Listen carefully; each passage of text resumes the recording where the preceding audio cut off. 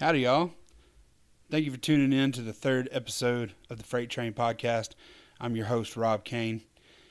On this episode, I sit down with Levi Greene out of Jacksonville, Alabama, an up-and-coming singer-songwriter who's definitely making some waves in the Southeast and expanding his footprint beyond that. We're going to talk about how Riley got started in music, some of his views on songwriting, and a few cool things he's doing outside of music.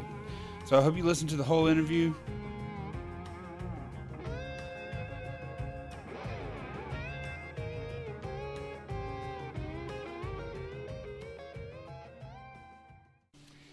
Hey everybody, it's Rob Kane here on the Freight Train, and I'm sitting here at Terminal West with Mr. Levi Greene. How you doing today, sir? I'm doing good, man. Good. Jumping right into it, so getting prepped for this interview, I was reading and I saw that you and your grandfather started a music hall back in 2003. Yeah, it was my granddaddy Buford, my dad's dad. He wasn't a musician, but he kind of pushed me towards it. You know, he really liked music, and I was Merle Haggard and Johnny Cash, all that's what we listened to. So I started playing the guitar, and my great grandparents' house, which was falling in at the time, me and him would sit on the porch on Sunday afternoons, and I'd play, and he said, man, I used to know so-and-so played the banjo. Let me call him. So he'd get the phone book and call up. This old man would show up with a banjo, and the next thing you know, we got 4 or 5 guys up there playing.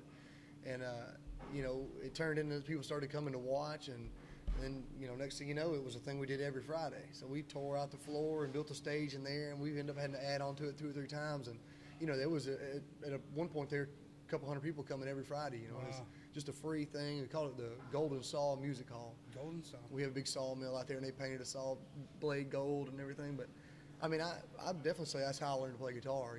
I'd just sit there and watch their hands and strum along with them. And, I would never sing in front of anybody. Mm-hmm. And he would, he'd try to bribe me. He'd say, man, here's $20, go sing a song, So that's sort of how I got into playing in front of people, Yeah. That's really interesting because I did an interview with Levi Lowry last week, and he kind of came up the same way.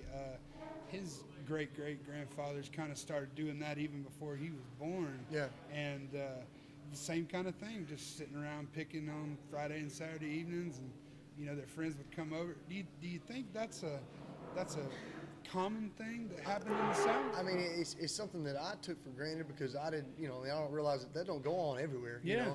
But now that I've gotten more out into the world and left my little small town and gone and traveled and plays, I see that, that's a dying breed of people that sit, go do stuff like that. Yeah.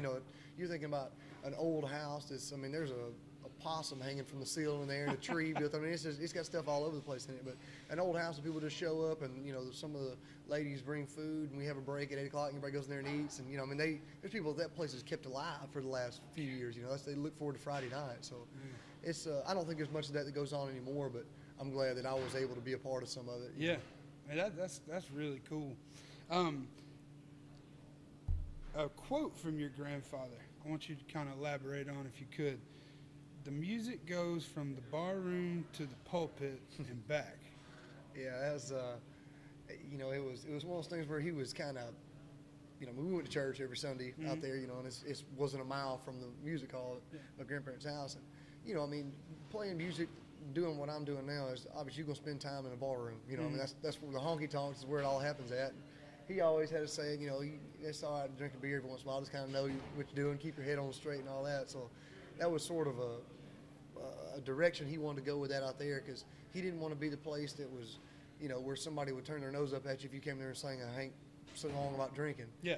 But he also didn't want to be somewhere that somebody that was a Christian or gospel singer, whatever, couldn't come sing too. So they sing everything from the bar room to the pulpit, was just kind of a saying away. And, if you like music, come out here, country music, then, you're welcome. That's kind of what he was trying to say. I think that's pretty damn cool. I had never heard anything like that before. When I was reading your bio, I was like, man, that's a He used to say there's a fine line between Saturday night and Sunday morning.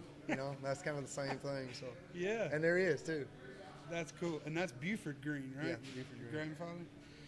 So, okay, you grow up, you learn how to play guitar on the porch on Friday nights and everything, and you get into school, you're into college. Are you you're still playing in college, playing out in bars? Yeah, let's see, I went to Jacksonville State, and I tried the football thing and even tried the school thing for a little while. And, you know, I met a lot of folks and all that, and I was in a band called Southern Harmony, and I played lead guitar, which I'm not a lead guitar player by any means, especially not now, but, you know, we got by. And it was one of those things where we knew everybody in town, you know, so they would show up, our buddies would show up, and we played little local bars, and, you know, we won a battle of the bands and won some studio time. We went to Fort Payne and recorded some little studio in somebody's garage.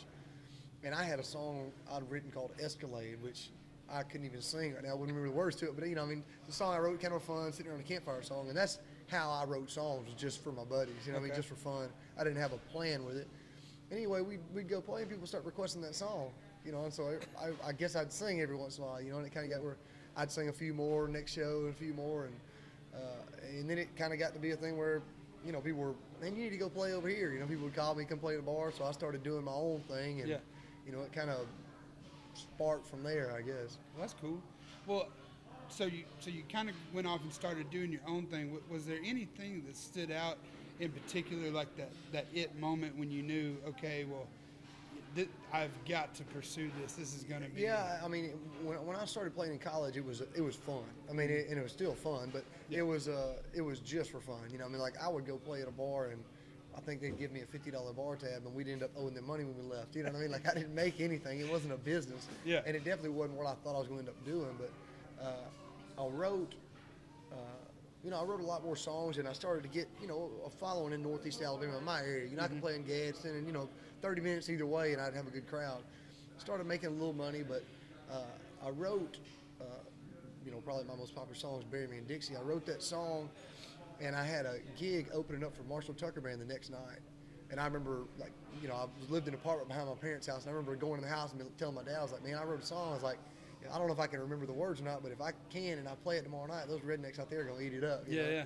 And it was freezing cold. And I opened for Marshall Tucker, and I played that song, and I had to stop 4 or 5 times. People were just, you know, going crazy, you know, because it's you know, people from Alabama relate to that song really well because it talks about all these things that they know. So, you know, that was a moment that I'd never experienced before, something that I made up, making people, you know, really react.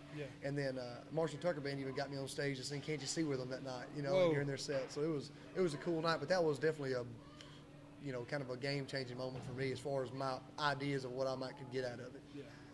So then you put out an EP in 2013, and then you put out self-titled in 2015, and then last year we got County Line, right? County Line, that's an amazing EP, man. Those songs are, you know, really good. It was funny to me. I'd always liked the band growing up, and their version of Atlantic City was one of my favorite songs. I mean, I listened to it all the time, and I'd written, you know, I'd written All Along, you know, and I'd written County Line and Play Her Tonight, and I was kind of struggling with another song, and I was really needing to put some music out. You know, I was kind of fired up about trying to really push my music career at this time, and I just thought, man, everybody was going to like that song. A lot of people didn't know the song. It's not a real, you know, something you hear on the radio, but I just thought, man, we're going to do it. So we recorded that song, and I can't tell how many people think I wrote it. You know what I mean?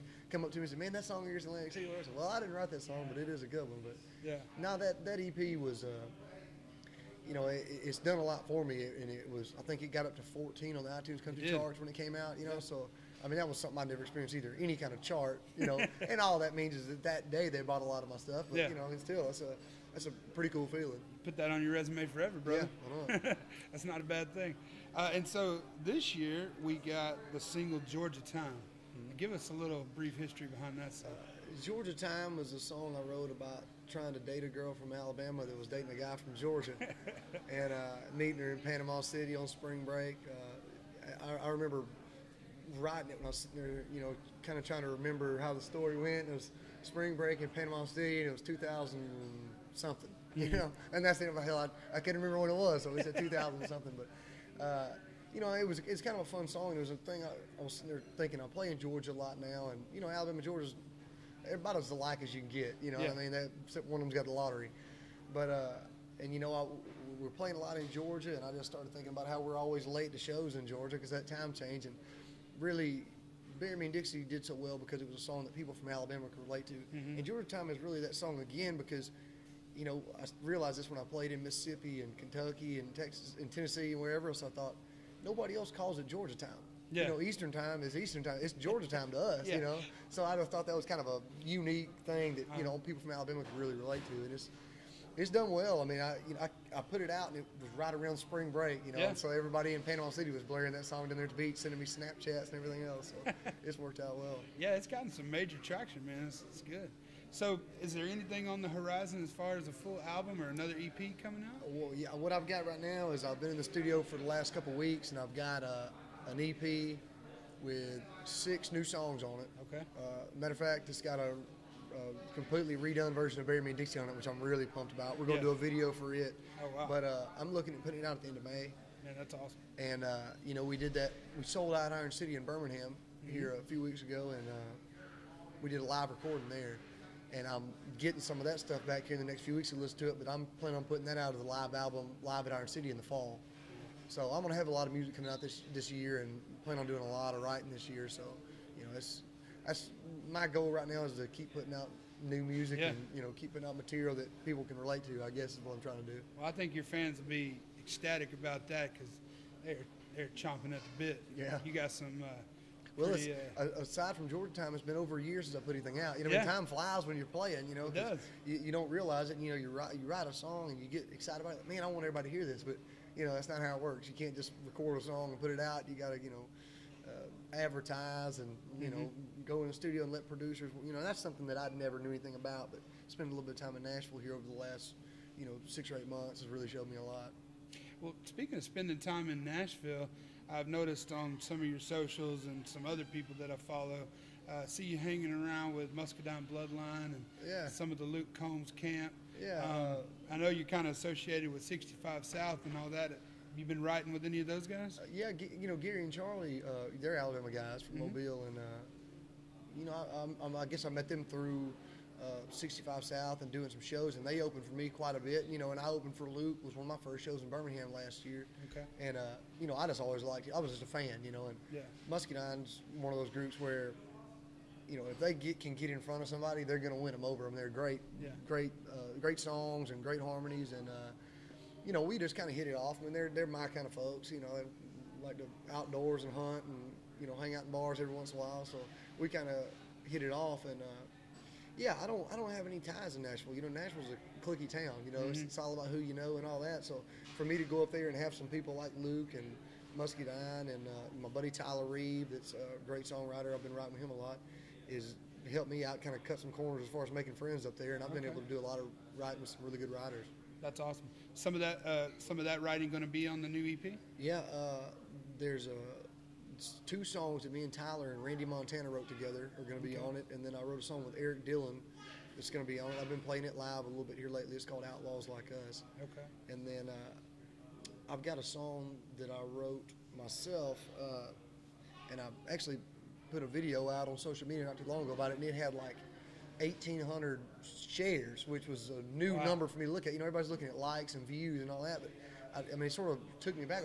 1,800 shares, 1,800 people shared it with somebody else, so it, you know, it bounced around. But it's a song about my granddaddy having Alzheimer's, and it's, you know, written about my other granddaddy, my granddaddy Lyndon, and you know, he's a big NASCAR fan.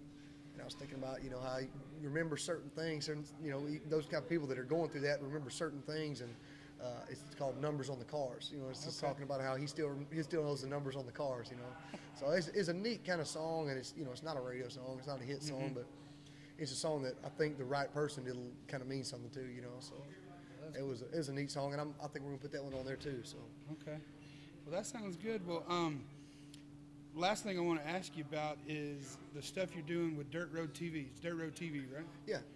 Dirt Road TV is an online network, and I met these guys through Halo Waterfowl, which is a duck hunt brand that sort of I'm pro staff with, and good buddies of mine from Carrollton, Georgia, and they got me hooked up with William Woodall, who would be the producer for my show. It's called In the Hunt with Riley Green. They took me down to South Georgia, and we filmed a show that's on DirecTV on the Pursuit Channel called The Ultimate Outdoors. Okay. And I missed a turkey, called another turkey up, scared it, and then shot one. So it made a good episode, a lot of drama, you know. So they decided they want to make a show with me, so we started filming last year. We filmed at me playing at the Floribama, and filmed a red fishing trip while we're down there, and filmed a turkey hunt, filmed a deer hunt with my dad in Union Springs, Alabama. So and it's awesome. I get to go hunt for free, so that's fun anyway. But it's actually we're actually in the process right now of getting on to the Pursuit channel. So that's got some potential to really turn into something a lot bigger than it is. But I mean, I like being outside. I like hunting, and it's some people like shopping, some people like golf. That's my thing. So being able to go do it sort of for a living is something really exciting to me. I don't think you can beat that with a stick, bro. No. Well, Riley, I appreciate you stopping by and talking with me today. And everybody, please go out and check out Riley at RileyGreeneMusic.com. And I'm pretty sure on all your socials, you're at Riley Duckman. That's it. Pretty much everywhere. So go check him out. And, thank you. Appreciate it. All right, bro.